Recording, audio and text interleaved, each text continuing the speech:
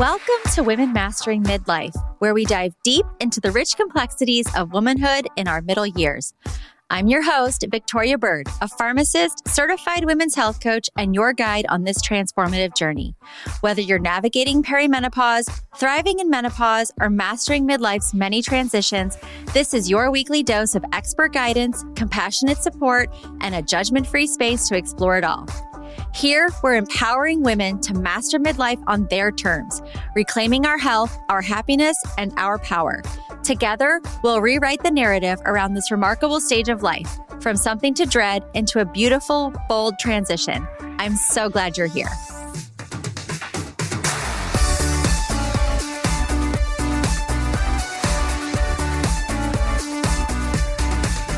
Today on Women Mastering Midlife, I'm joined by Angela Burk, author of the book Real Girl's Guide to Midlife, a raw, funny, and deeply honest manifesto for women who are done shrinking themselves and ready to live midlife on their own terms. Angela is an award-winning marketing strategist, a mother of 3, a bonus mom to 4, and a fierce advocate for women reclaiming their power in the messy, unfiltered middle of life. After divorcing at 45, navigating what she describes as 3 waves of menopause, and completely rebuilding her life, Angela wrote the book she couldn't find anywhere else, one that tells the truth about rage, reinvention, grief, desire, and the confidence that only comes after you've survived a lot. Real Girl's Guide to Midlife doesn't offer polished platitudes or age-gracefully advice. Instead, it confronts realities many women whisper but rarely say out loud, from a 3 a.m. panic spiral and body changes to the grief of friendships that no longer fit and the powerful realization that many women have spent decades giving their power away. It's also a book about community, sovereignty, and building a life that actually feels like yours. Angela, I'm so glad you're here. Thank you for joining me. Well, I'm so grateful that you've asked me to join. Thank you. I'm really, really glad to be here. Awesome. I feel like I've been getting back into life conversations because I've been doing a lot of medical conversations with menopause specialists, and they're great, and I love them. But at the same time, we are more than just the silo of our menopause symptoms. And so I think that having a book that talks about and touches on so many different aspects of this stage of life for us is really important. Well, thank you. And it's just, it's the confluence of so many changes that happen to women at this age. And the reality is, finally, I think we're now starting to talk about them and put names to the feelings and the experiences that we're having. But I look back in my 40s and there just was not conversation. I was looking at everybody's life from the outside in, and it all seemed so perfect and smooth. And I was struggling with a lot of transitions myself. And, I was also reflecting on the fact that my mom didn't talk about a lot of things. And, if I go back even 20 years ago, when I actually first had the idea for this book, and it literally and figuratively got buried, there was no social media. Like, none of this stuff was actually being talked about. So it's so great that now we're all kind of starting to take a minute, put words to the things that we're experiencing, and then talk about it in an honest way. Yeah, absolutely. And I feel like for me, what I see is there's so much push, and recently, especially with the new year and all the New Year's resolutions, it feels like a lot of the, get your steps, do your HIIT training, do your strength training, wear your vest, get your hormone therapy, all these things. But we're not acknowledging that life is really messy and really hard at this point. And sometimes it feels like we're just compounding it by adding more to it. So it's nice to be reading something that's like, there's a lot of shit that goes on at this stage of life. There is a lot of shit. And it almost feels like the expectation on us is like we're just supposed to take on more jobs, And if I think back to, what pushed me to sort of write this book in the first place, I was struggling. So many things were changing for me at the same time. And I was at a crossroads at almost every aspect of my life. My kids, my relationship, my career, my identity, my appearance, my hormone, everything was just like a mess. And I looked at all of this that was happening. And honestly, for a long time, I thought, it is me. I am the one I'm crazy. I'm the one that's not coping. All of these, nobody else is feeling the angst and the confusion that I'm feeling because I was looking on the outside. Everybody else looked great. Mm-hmm. Everybody looked put together. And social media looked great. And everybody would come to the meetings, at work and look just prepared. And I've got like food stains all over me. And I'm, dealing with like a kid whose homework was left in the car. And I was just like, everything was just chaos. And I knew deep down that it wasn't just me and I wasn't alone, but I didn't feel that way. I felt like it was just me and I felt like I was alone. Yeah. And I think a lot of women feel that way right now. So, you describe your book as it's not a how-to guide, but more of a manifesto. What was happening? I mean, you talked a little bit about it, but what was driving you? What was your personal story that led you to really get more honest about it? Yeah, well, so it actually, if I roll back the clock to 20 years ago when I was 35, it all happened, it was starting then. And that's when I originally had the idea for the book. So at that point, I was a mom of two. I was in a marriage that I sort of started to feel like probably wasn't going to stick, but I was afraid to admit that to myself. I was at kind of a career crossroads. I didn't know at the time then that my hormones were actually starting to change. I just knew that my cycles were different. I was feeling different. My identity, my appearance was kind of starting to change a little bit, and I was just struggling. And so I started to sketch out this idea for a book, which was going to be called The Real Girl's Guide to Over 35. And I had chapter ideas and topics, and I knew the way I wanted to structure it. And then I had a red folder. It was actually one of those like file folders that I don't even know if you could buy them anymore, but I had one then. And I put all these notes into the folder. And like so much in my life at that time, the folder got buried, like literally got buried. And then fast forward to December of 24, I had the good fortune of retiring, and I was cleaning out my desk and I found the folder. And I opened the folder, and it turns out a lot of the same things that I felt then, I was still feeling. And the topics were similar, not all. Some were new and different, and we could go into what those were. And as I was like looking through the folder, I was like, shit, I'm still struggling. And again, looking at my girlfriends and looking around, and I'm hearing all the talk about menopause, and it's all great. I love it. But I'm not Naomi Watts. I'm not Halle Berry. I'm just a mom trying to figure my shit out on a daily basis. And I was like, I think I can't be the only one. It was like the same talk track from 20 years ago hit me again. And then I realized I lived a lot of life, especially in the last 10 years. So much for me personally, as a woman, as a mom, as a wife, ex-wife, changed. And I was like, okay, I've got to stop and I've got to just write this down because I cannot be the only one feeling this way. Yeah. And I think, so from a clinical standpoint, all the things I'm learning from a pharmacist education standpoint, it's all about the treatments and here's the symptoms, here's how we treat, which is fabulous. But then I go and I talk with women as a coach and talk to them about what their life is like. And they don't have time or room for all of the lifestyle changes or the nutrition changes, or they don't have the bandwidth or the finances. And I think that we're kind of in this place where we're not giving the grace and the time that women need to really just kind of be themselves and get gritty with how they're feeling. And so a lot of times the first thing I prescribe is the permission to rest. Like, it's okay to just rest. Yeah. It's okay. It doesn't make you lazy. It's okay to ask for what you need. And one of the things that I realized as I was kind of putting this book together, and that was reaffirmed for me in the interviews I did with the women who shared their stories and the experts whose point of views I injected into the book, was the fact that it needed to start. Like, I'm all for treatments and solutions, absolutely. But it has to start at the start. And for me and so many other women, it started with surfacing the struggles and pausing, looking at what was happening. How was I feeling? I'll put it back on me. How was I feeling? Naming the struggles that I felt and then saying them out loud.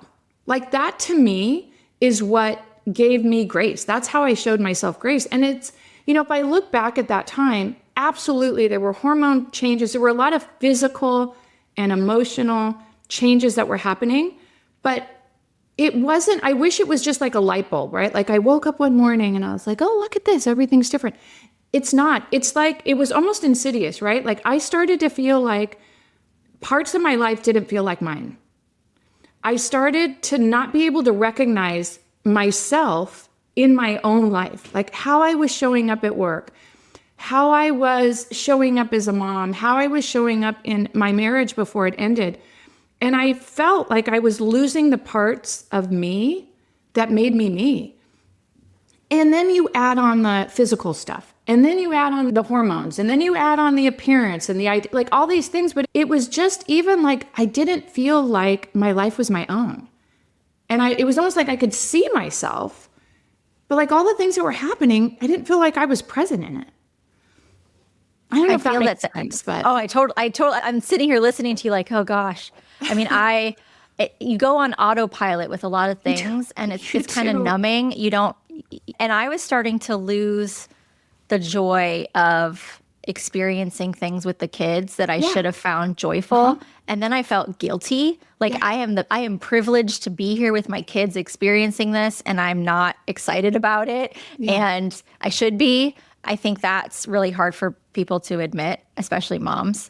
It's super hard for us to admit. And if I go back to that time when, especially when I became a mother and I was married, I had this ideal that this was going to be an intact family, not the things that I experienced as a kid, and that I somehow owed all my kids these things.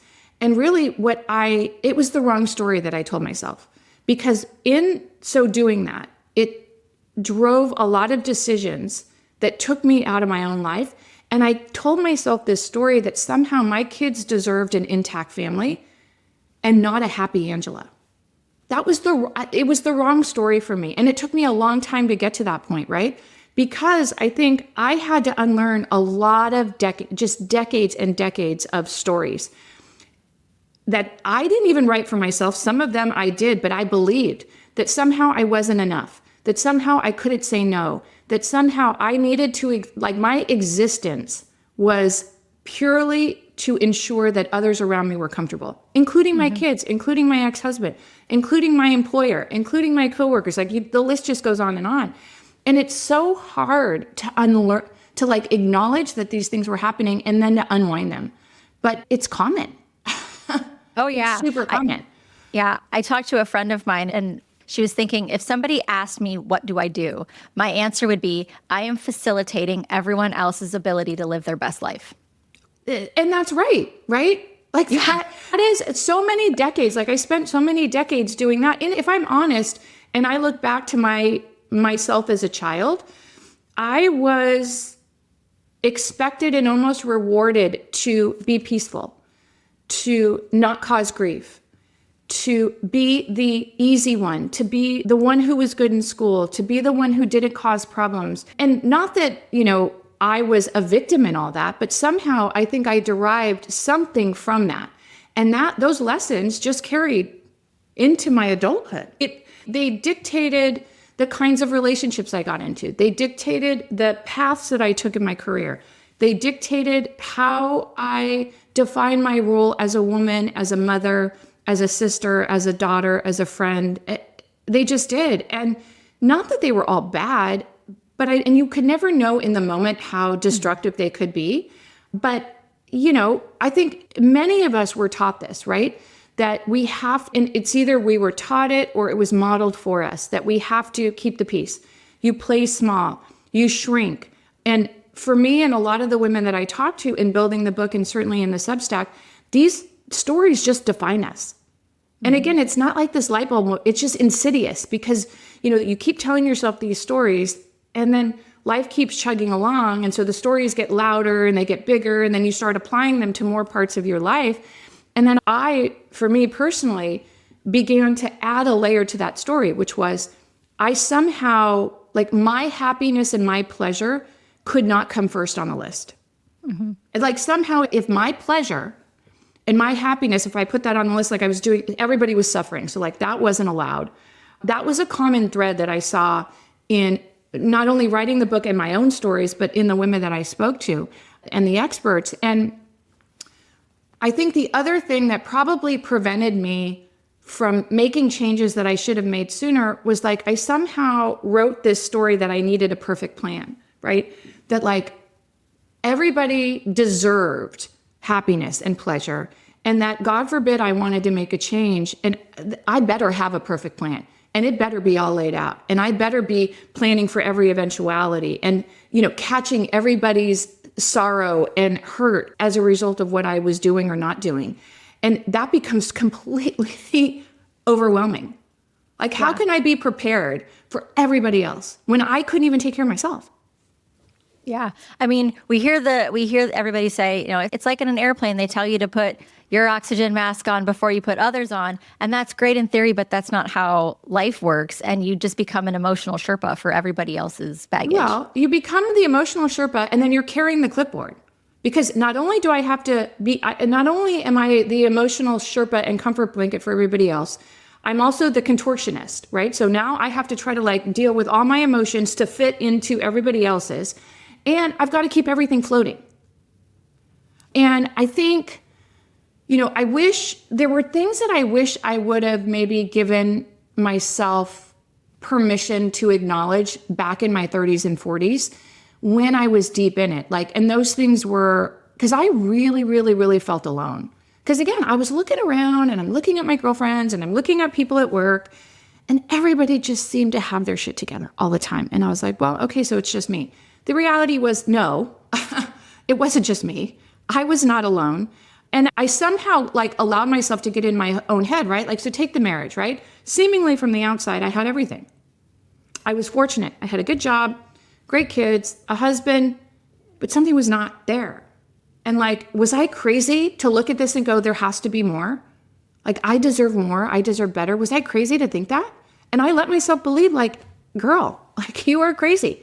Stick it out. Because I told myself the story. And even going back to the airplane analogy, I was just on a flight and I try to listen, when the flight attendants give you that rundown, but you go on so many flights, but for whatever reason, I put my book down, I was reading another book and I put it down and I was listening.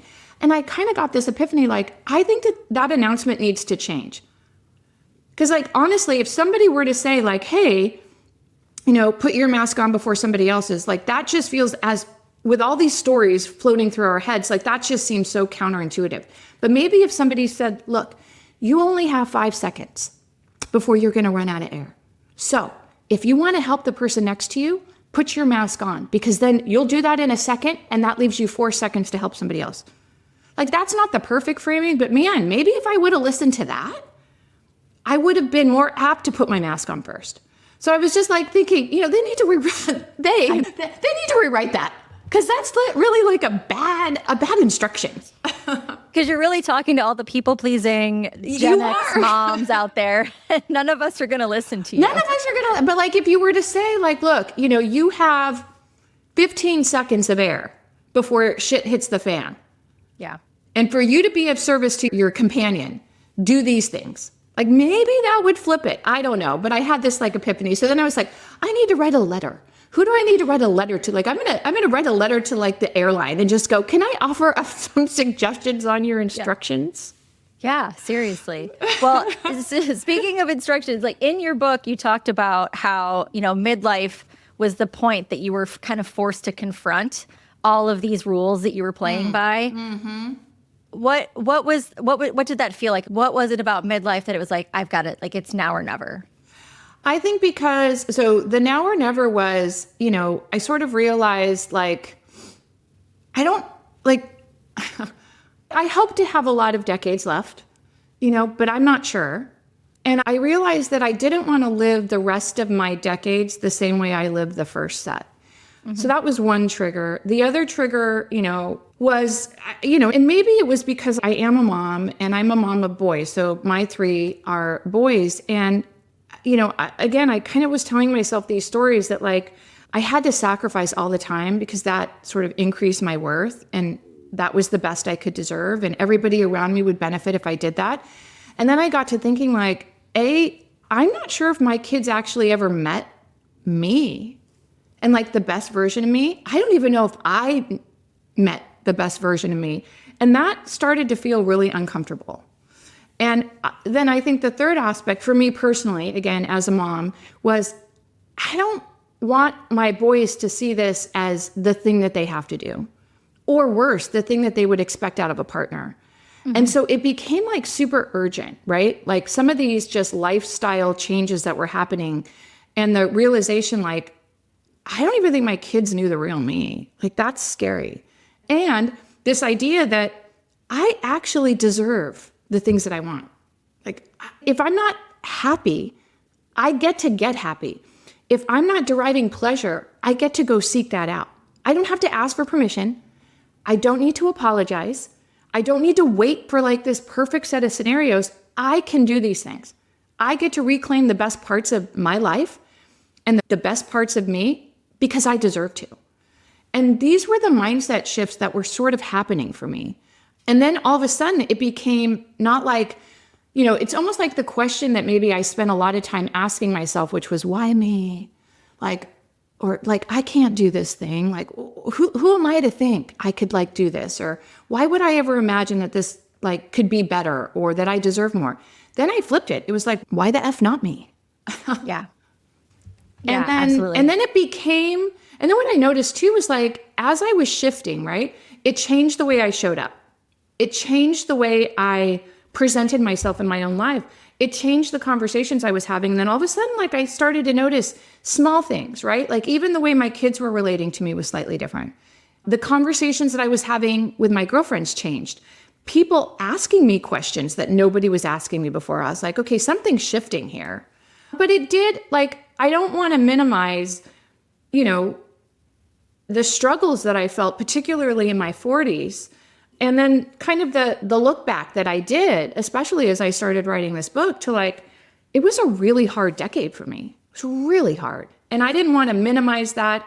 I didn't want to pretend that those hard things didn't happen. I didn't want to pretend that like my kids probably saw the worst of me in that time, because I had to acknowledge that, because it was part of the story. Like you can't just look at it and go, oh, woe is me before, like, meh. And then, oh, look at me now, is like, no, there's a lot of messy middle here. And that's what I felt was missing too. Like I had to sit with that.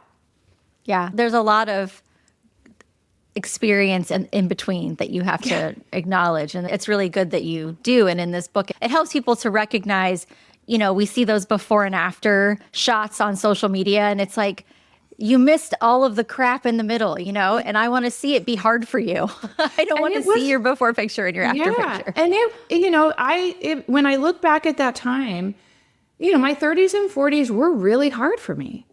And I had to get really honest and vulnerable. And like, I'm not proud of it all. I'm not proud of like my rage years, right? Where I felt like if as an example, right, I was sort of divorcing in my mid 40s, unbeknownst to me at that time. Like if I look back now, of course I was going through perimenopause, but even back then, to be honest with you, I didn't know that word.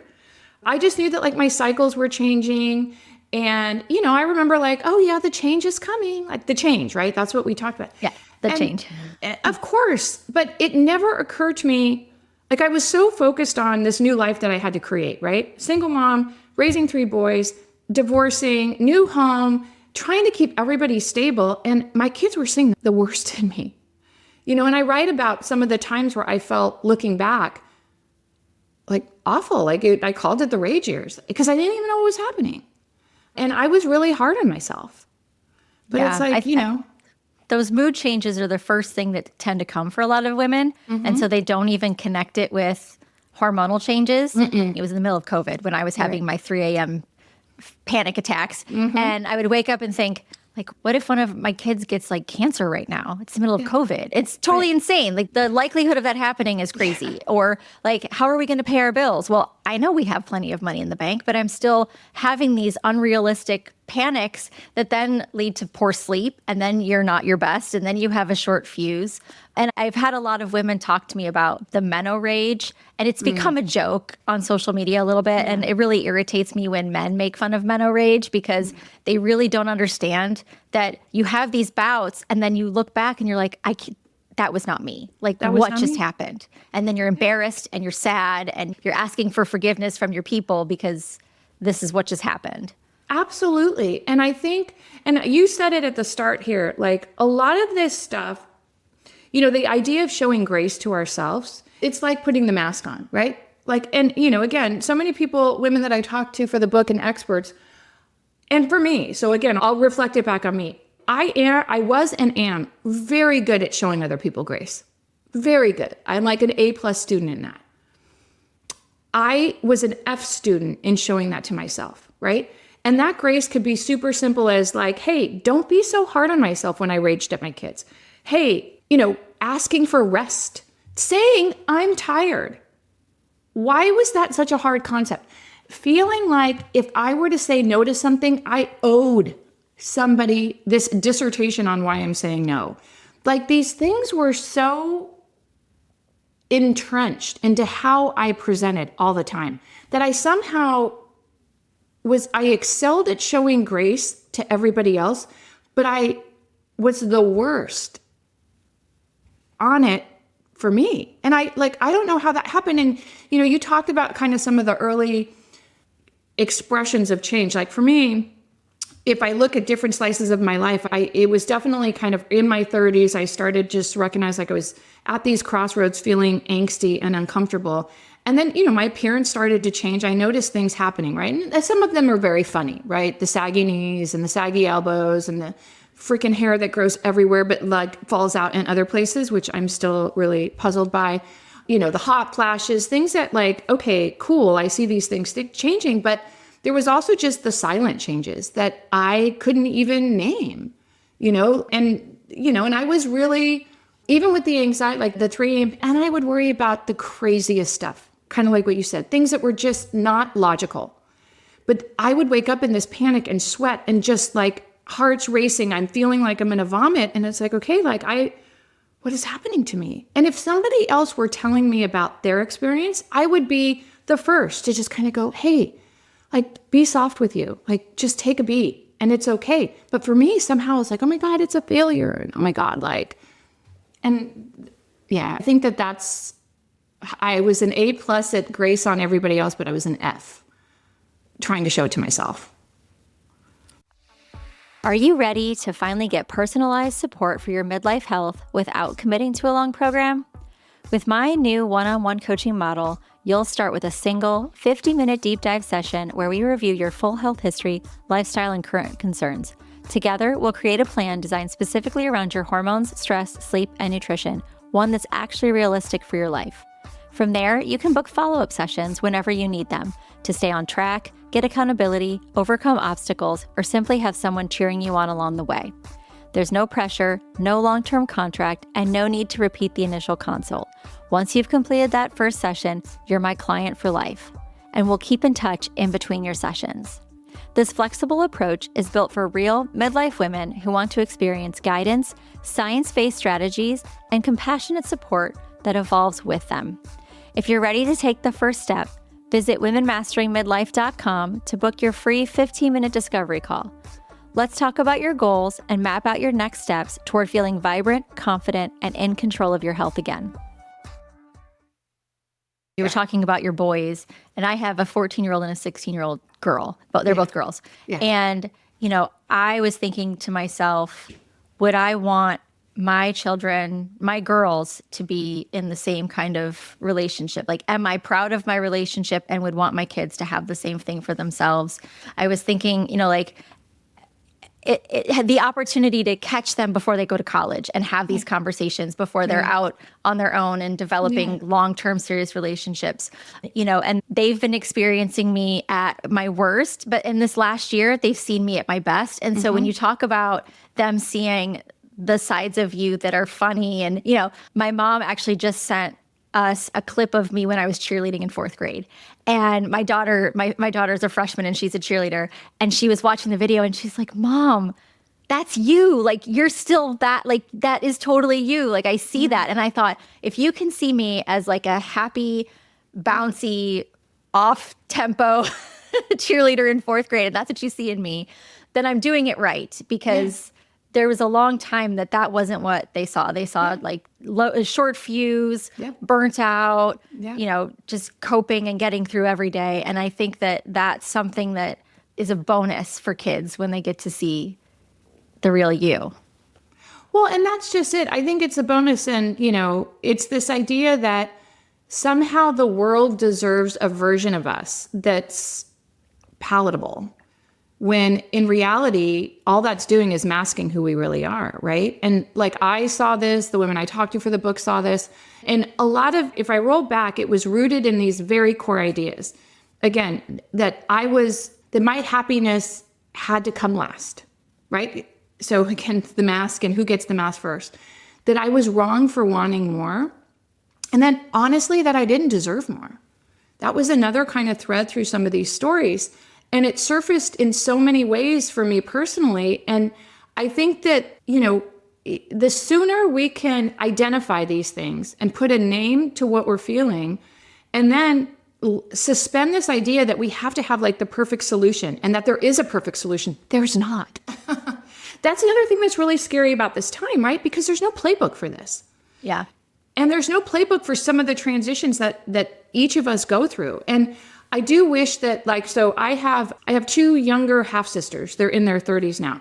And not all of these things. So I remember being in my 30s, and my mom and I are 19 years apart. So she was going through some things, right? Just being a woman and transition. And I just remember ooh, that's old lady stuff. You kind of repel against it. And so it's kind of been reassuring to hear from women who are in their 30s and 40s and go, hey, I might not be where you write about or where you are, but I'm there's little nuggets here. And I keep the phrase that keeps running through my head is, you will thank us later. You will thank us for writing about these things. Your daughters will thank you later. They might not fully embrace and understand everything that you've done, what you've sacrificed, what you're rebuilding, what you're reclaiming, but they will. And I think the same things about my boys, right? And they're boys. They won't understand inherently the things that I've gone through, the changes that I've faced into, the turmoil that I felt, the strength and the pride that I feel coming out the other end of some of this stuff, because they're not women, but they're going to see the best version of me. And that's the gift that I owe them. I don't owe them anything else, because I give it to myself and then they benefit from it, Yeah. Well, and also when they, if they choose to have a partner in life, then, hopefully when their partner gets to the stage, they're like, oh, I've got grace for you. God, I hope let's so. go. It's not just a female issue, No. I mean, because other people live with us. Yeah, they do.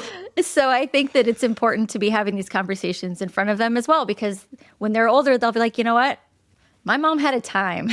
She had a time. And I'm going to help you not have, I'm going to either help you not have the same time or at least have grace when you're experiencing things. Absolutely. Absolutely. And, somebody asked me within the last couple of weeks, oh my gosh, there's one chapter in the book that is a little bit racy, because I talk about all the libido and pleasure and discoveries that I had to prioritize about myself in my 40s, which, I was very, very late to some very fun and important parties. But in that chapter, I have a couple warnings, right, for the kids. Hey, if you're in this chapter, you might want to shy away. Yeah. But if you've stuck it out, you're welcome. And and because, this is the thing, this is just who I'm just done apologizing or trying to go, my kids can't pretend like they don't have sex. What? That's ridiculous. And so, does the 15-year-old need to understand that I like a good vibrator? Probably not. But maybe when he's 20, and if he chooses to read the book, and you want to talk about it, cool, I'm here for it. But I'm not going to shy away from those things. I'm not going to apologize. Oh, boys, I'm sorry I'm being so honest. How messed up is that? Yeah. Oh, yeah. I did a whole sexual wellness series on the podcast. So for weeks, I had different guests coming on, and I was learning all the things, and I had products shipped to me, and the girls were like, what's this? And they were opening it. They're like, what's this thing? What is this contraption? I explained it scientifically, but also, I hope that my girls don't have to wait till 45 to have the best sex of their life. Thank you. They should not. Right? We deserve it. We deserve it. And that's the thing, right? It's unwinding that story that somehow our pleasure, if we put our pleasure first on the list, that makes us less of a nurturer and less easy to get along with and less peaceful and less comfortable. It's just so messed up. Yeah. Yeah. When you talk about things that we need to be, easy to live with and quiet, stay small, all the being small and aging gracefully and all of those things, and that we, must earn our rest. What are some of the midlife, the myths that we just need to retire? I think we talked about a little bit of it, but in your book, you talk about those things. Oh, yeah. Too. Okay. There's some really good ones, but I think I think so. I'll talk about the myths we need to retire, but I do want to talk about like, how do you know that they need to be retired, right? Because what is happening in your world where you can identify it? And it's spotting the moments where you feel like you start to disappear. And shrinking shows up really, really quickly, right? It's saying yes to something that you mean to say no to something. It's softening your opinions or feeling like, you're feeling like you're sliding to the edges of your own life. Because if you just stop and watch and listen to yourself, you'll start to see these things. And one simple practice that I noticed was just saying what I needed out loud, right? Not just in my head, but saying it out loud. And they don't take a lot of words. I'm not available. That's 3 words, right? And I'm saying no to something, and I'm not telling you, I'm not like, I don't have to give you an explanation. I don't have to like couch it in an essay. It's not a dissertation. I'm not available. Or I need a break. 3 words. 4. I need a break. 4 words. I disagree. So those are the things that I think are like, we've got to be on alert for these things. Like when you find yourself starting to say yes to things you feel like you want to say no to, and saying no feels abrupt, I'm not available. 3 words. So I just wanted to start with that because I think that it's so easy to let these things slide if you don't know how to spot them. But some of the myths that I think that are worth retiring is that, you're not alone. You are enough. You don't have to be more all the time. Who you are, what you bring, your expectations, your desires, your wants, they are enough. And that you don't have to apologize for taking up space in your own life. And I'm a good apologizer. And I'm the first. You take the kids, for example. If something comes up with one of the kids and I feel like I didn't show up in my best way possible, I'm the first to apologize. That's not the kind of apology I'm talking about. It's like, oh, I'm sorry, but I have something to say. What? I don't need to. But it's like feeling like I have to apologize or I needed permission to be in my own life, to live in the experiences that were mine, to ask for the things that I wanted. Those are the myths that I think we need to kind of break because we don't know that. No. And I think, when we're talking about men, so I even experienced, I'm thinking back on my own life. I'm part of a board and I've been going to these annual meetings that we have every year. And this is, I think it's my 3rd one already. And I remember there was something we were discussing and I wanted to raise my hand and ask a question or I had something to say and I didn't feel like I could. Like it wasn't my place to just interject. Like maybe I don't know enough. Is this going to be silly or whatever? Yeah. And so then I would sidebar at our next break. I had a conversation with the CEO on the side and it was a very clever statement. It was asking something that needed to be brought up later. And it's like, why was I so afraid to just say something? And there are plenty of other people in the room, mostly men, who have no problem interjecting themselves into any conversation, whether they should be there or not. And so I was like, what is it about? Is it my gender? Is it how I was raised to be quiet and polite? Is it that I've been doubting myself for so long? I've been taught to question everything about myself.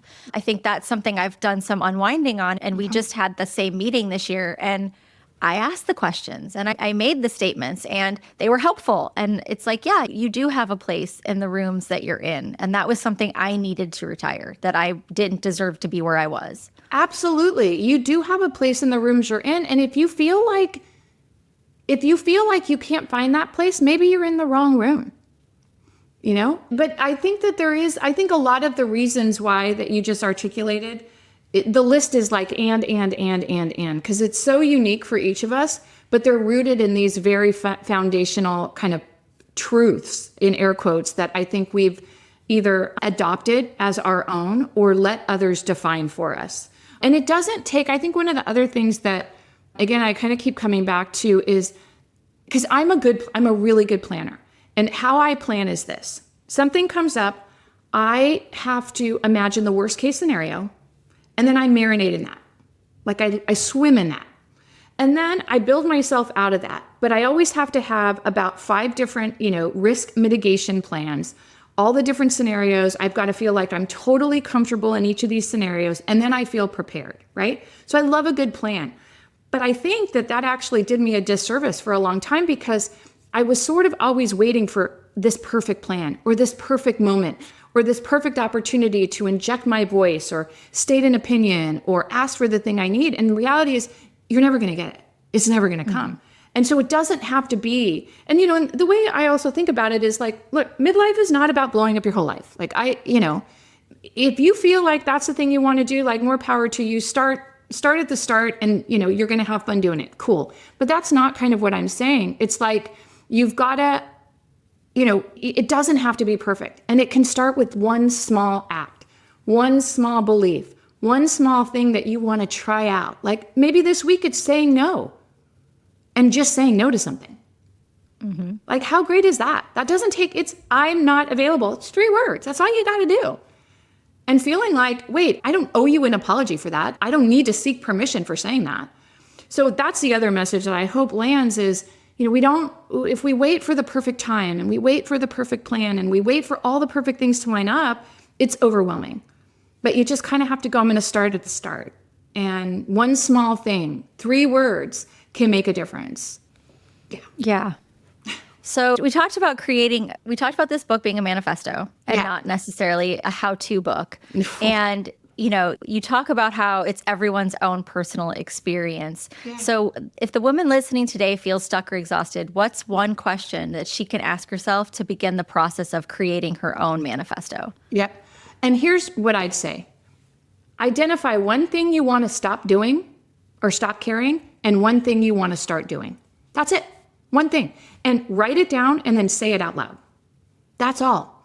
And that becomes a personal contract with yourself. So maybe the one thing I'm going to stop doing is saying yes to everything. This week, I'm going to practice saying no to something. Cool. And I'm ready to do that. Maybe I'm going to not apologize or seek permission for the thing I want to do this week. Excellent. And again, it's not about blowing up your whole life, but it's about naming one belief, one habit, one expectation that you just want to release, and then something that you want to stand in or start. And that alone, that shift in your head and that writing the thing down and saying it out loud can change everything. And it doesn't take a lot, right? Maybe this week so something happened to me over the weekend where I had a really busy weekend and I had made a commitment to do something and I woke up and I was like, I just can't do it. Like I physically just didn't feel like I can do it. And then I kind of debated with myself. So even like I've got all these new mindsets, I still find myself falling into there's tendencies that creep up. And I was like, like the people pleasing stuff came up like, I'm going to disappoint this person, blah, blah, blah. And then I was like, okay, Ange, stop. What do you need right now? And what I needed rest.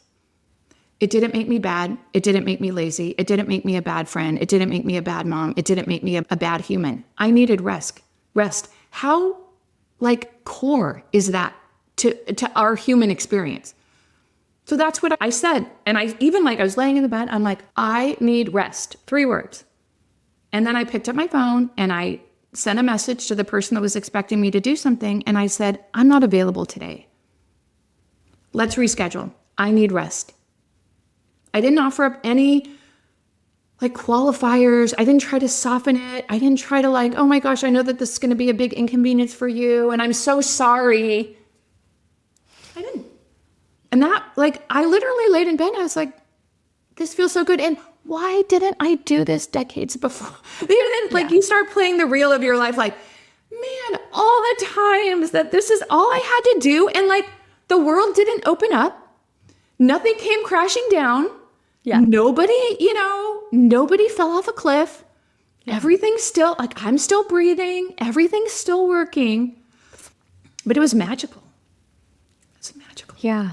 Isn't that nice when you finally just allow yourself time to rest without guilt or shame? What? It's so ridiculous. It's so when you say this stuff out loud, it's why would I ever think that other things and other people deserved the energy, the physical, forget the emotional and the spiritual, the physical energy in my body more than I did. Why again did that happen? But and my fiance, he's a great guy. He's dug in with me on this book. He's been great, but he's a big quotes dude. He likes to reference all these quotes, but he always reminds me, the first, the best time to plant a tree was 20 years ago. The second best time is today. So again, we can unwind and look at all the choices that we made and all the times that I wish I would have showed up differently for myself, my kids. And in that order, I just want to point out, for myself and my kids and my family and everybody else. And I can't undo it and I can't unwind it, but man, I'm going to do different and I'm going to do better for me moving forward. And that's the message that I hope people take, because we don't owe the world anything. Yeah.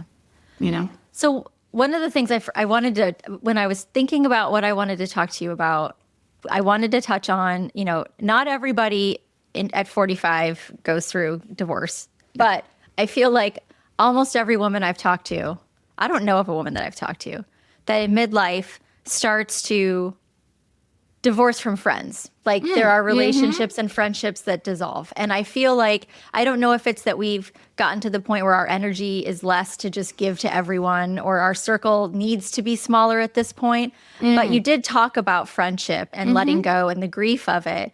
Why do you think friendship loss can be just as traumatic as a divorce at this point in our life? Well, I think some of the reasons are kind of rooted in this guilt or shame that somehow we're responsible or we did something wrong. If a relationship or a friendship or of any kind, whether it's, a personal friendship, it's a work relationship, whatever it is, if it changes. So I think there's often some guilt and shame that comes with it and an outsized sense of responsibility that somehow we are responsible for the demise of or the shift in a relationship. So that's one thing. I think the other thing is for me and a lot of the women that I talk to in the book, different has a connection to being bad, right? Different things that change are somehow bad. Sometimes different is just different, right? And so I think that those things are sometimes rooted in the way we sort of see changes in friendships and relationships. And then with those differences can come grief. And for some of us, grief, if you could shy away from it all you want. However, it doesn't disappear. And so maybe releasing the guilt and shame and appreciating that different doesn't have to be bad, it just has to be different, allows us to kind of process what's happening, grieve the change if that's what is required of you and that's what your body and your mind and your spirit and your heart are telling you to do. And it's okay to let go of something that doesn't serve you, that doesn't fit. And you can grieve it and be sad about it. But also, I think what I saw happen, even in just the writing of this book, it was a little bit of the law of attraction, right? Once I started to kind of make peace with some of these things, whether they were friendships that sort of dissipated, relationships that dissipated, changes, whatever, that there was something about the law of attraction also that shifted. That I found myself, the more I talked about some of these things and I started to accept and feel and communicate the grief and the sadness that I felt, the more people started to share similar stories. And then all of a sudden I kind of grew this new community and this acceptance in the fact that these changes are not bad. I'm not responsible. I don't have to carry that guilt with me.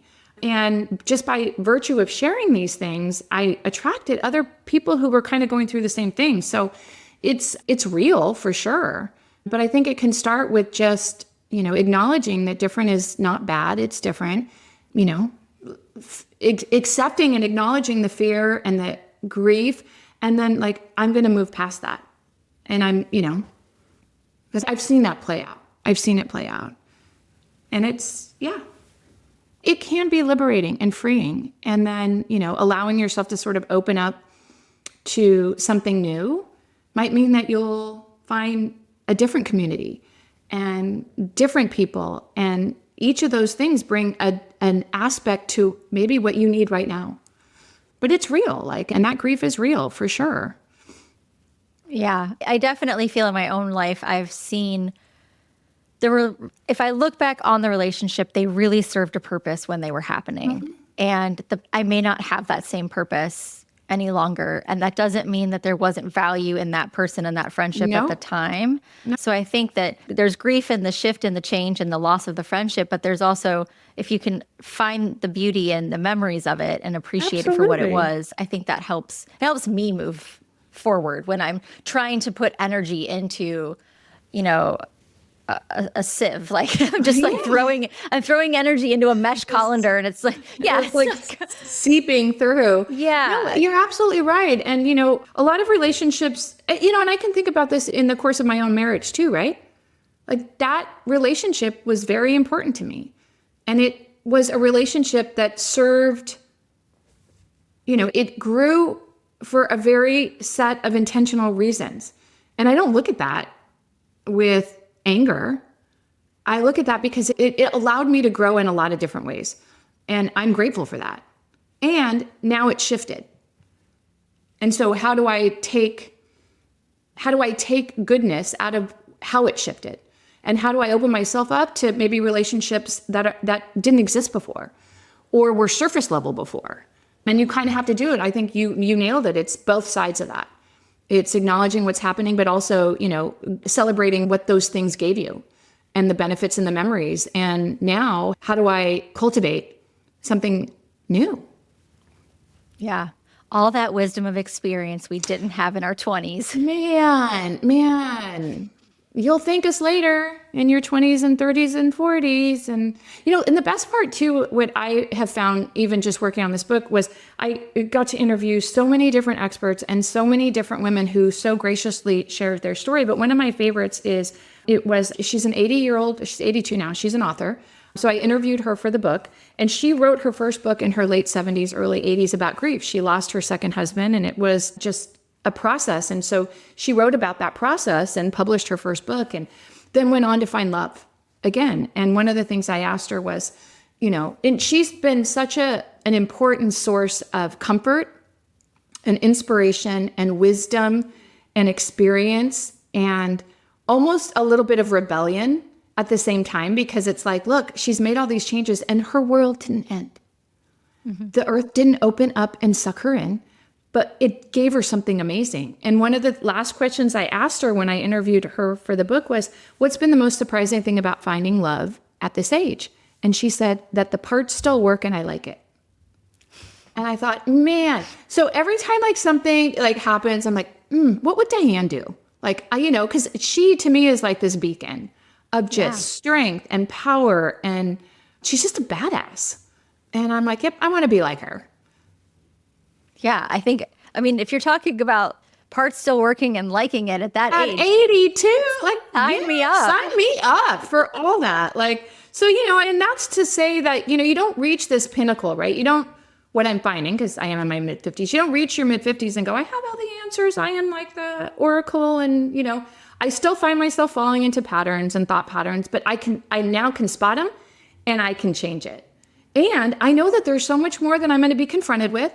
Stuff I don't even know that's happening or gonna happen, but I feel so much more equipped and I'm excited about some of these changes that are in the decades to come because I do want to be like Diane. I want to be in my 80s saying to, a new friend in her 50s, the parts can still work and I can still like it. Yeah, absolutely. Yeah. And I think, having you write this book, in your 50s, you experience the 40s. I feel like the 40s are really brutal. Like everyone's like, oh, 40 is the new 30. And it's like, no, but 40, like, I don't know. I feel like I had a shift in perspective that I appreciate. Yeah. But like body parts hurt at a much accelerated rate. If I look at a bag of potato chips, I gain 3 pounds. Correct. If I have a glass of wine, it takes 4 days to recover. I mean, there's all these things that happen that at once. It's all happening at once. It's very overwhelming. It's very, the 40s are hard. Look, I'm in my mid 50s. So my 40th decade was both the most difficult, but also the most wonderful in a lot of ways. Yeah. And I couldn't see the wonder until I sort of got through it. You have to go through it to get through it. And I felt like there was just a lot I had to go through in my 40s. Yeah. Well, and I'm thinking, my daughter is a junior. Next year, she starts in August. The Common App opens and she can start applying to colleges. Oh, jeez. And then my 14-year-old will get her permit this year and start driving in the summer. And I thought, like, I've wanted this day to come because I love the people that they're becoming. Yeah. But, like, why does this have to happen when all this other crap is happening to my body and my brain? It's so unfair. It's like, can we just space these out? Like, who do we have to talk to? It would be really cool if some of these changes, like, look, they're all going to happen and like embrace them all, but can we space them out? Yeah, exactly. Like, I've hit a quota of like things hitting my body this year. Can I get another one next year? Like, can we just like punch your card? I mean, honestly, that's even how I felt about menopause. I was like, okay, kind of get through it. It's like, can I turn in the card for this year and then just like give myself a break? But no, they just keep coming. Yeah. Well, and so if I started really recognizing symptoms around 40 and it can last 10 years, I'm like maybe 5 years away from being done with the insanity. Well, I would love to tell you that that's true. My own personal experience is that I started with symptoms in my early 40s. I stopped my period at the end of my 47th year. So kind of that, the magic 12 months, which I think is just a farce, but I'm not a doctor, but anyhow. Stop my, I had the 12 months with no period. And then I thought, whew, I get to turn in my card. And since then I've had like 2 waves of fresh stuff. So my experience was that it's not one and done and you don't get to turn in your card, and that it's the gift that keeps on giving over and over and over, and new and different. But I wish I can tell you, like, I feel like I've just like spit on your beautiful, your beautiful cake. I just like sat on the cake you spent like hours baking. Yeah, it doesn't end. And so this misconception that I had, turns out I'm not the only one that had this misconception. And also, like, I'm meeting women in their 60s and 70s and they're like, oh, I wish I can tell you that it's over. It changes. For some women, it gets less impactful, but it doesn't go away. And that's the thing that I was like super surprised by myself personally. So you're welcome. Can we talk? Yeah. Thank you. Can we talk about the fact that we are genetic? Like, why did women get all this nonsense? We got it all. And I can't, the only thing I could think of, and, I love my boys, I love my partner, and, I've got a lot of really strong men in my life, but honestly, I don't think that the male human was built to absorb the trauma and the emotional load and the physical load and the mental load that piles on simultaneously as the female human. There's something that just, they were not constructed in that. That's the only thing I could think of. Because I don't think it was. Well, I mean, like, we can reproduce and all these things, and there's biologically and, evolutionary or whatever you believe in, there's a reason. But man, the hits just keep coming, and they come like just all the time. And then from every direction, and it's like whack-a-mole. Like, really? This is what we're dealing with today? Like, okay, let's do it. Thanks. That's such an uplifting. I feel like I left you on such a Debbie Downer note. It's such a way to end this conversation. Such a way. But it does get, when your mind shifts, your reality shifts, your situation shifts, you're more aware, you're more attuned, you can spot things sooner, that it does smooth out the edges. Yeah. And I can say that from my own personal experience, the experience of women that I talked to for the book, the experts, you can smooth out the edges. And it's more of a conversation now than it was 5-10 years ago. And I feel like our partners are understanding a little bit more of what's going on. Hopefully they're willing to listen a little bit more than they used to be. But I think we're sitting in a better place to be able to manage the whack-a-mole. I think we're sitting in a better place to be able to manage it. And also, I think that we're finally acknowledging it, right? Like, we're not brushing it over. We're not like trying to, like, you kind of use that analogy, which I loved, is the glossy before and after. Like, we're spending time and we're getting honest about all the messy shit in the middle. And that's where, I think that's where our generation, our generation, and the women who come after us are going to benefit. Because they're going to get to, learn from just the messy middles. Yeah. I think. Well, and thank you so much for writing a book about the messy middle. I love the Real Girl's Guide to Midlife. I'll put a link to the book in the show notes. I'll put where to find you in the show notes. Thank so you. if anybody wants to grab this book, I highly recommend it. It's funny. It's, it's timely. It's an important read. I think that, the stories in it, yours, others, are important. And it's not just another health book for your shelf. This is No. It feels like it's a book that helps you feel like you're seen in a time when you might feel invisible. So thank you for writing it. Well, thank you. I appreciate it. Thank you for having me today, too. It's been a blast. Thank you for listening to this episode of Women Mastering Midlife. If something you heard today resonated, I'd be so grateful if you'd share it with a friend who might need a little extra support on her midlife journey. Remember, small changes can make a big difference, and you don't have to navigate this transition alone. We will be back next week with more expert guidance and compassionate conversations to help empower you to master midlife on your terms. Until then, you can find us on Instagram at Women Mastering Midlife, or come connect with me directly at Miss Victoria Byrd. And you're looking for deeper connection and support, be sure to join us in the Women Mastering Midlife community. We'd love to continue the conversation with you there. If you've enjoyed this episode, please rate and review this podcast. It helps us reach more amazing women mastering midlife just like you. You'll find all the links from today's episode and ways to connect in the show notes below. See you next time.